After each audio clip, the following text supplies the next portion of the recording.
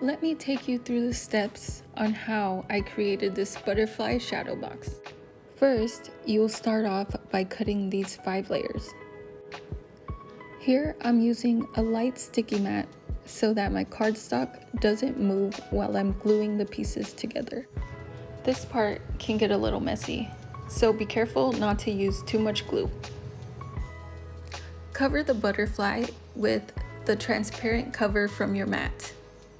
Flatten out the layer using your scraping tool.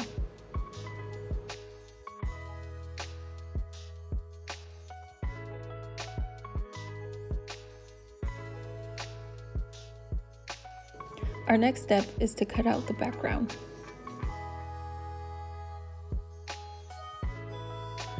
After finding your center, we want to glue down the butterfly. On to the next part of our design. The template for this is included with your download. After rolling your flowers, don't forget to fold the petals outward.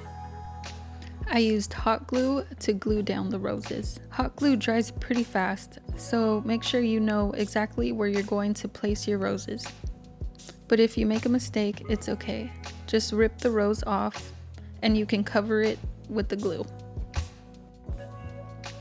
I wanted the purple rose to be above the green rose, so I used my quilling tool to bring it forward.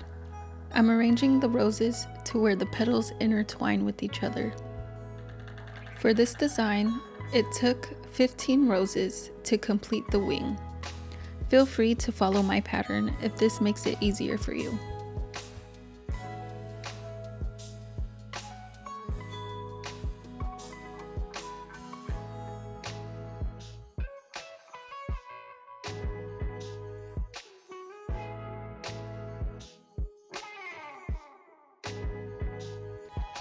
Last step, put your beautiful design in a frame and you're all done.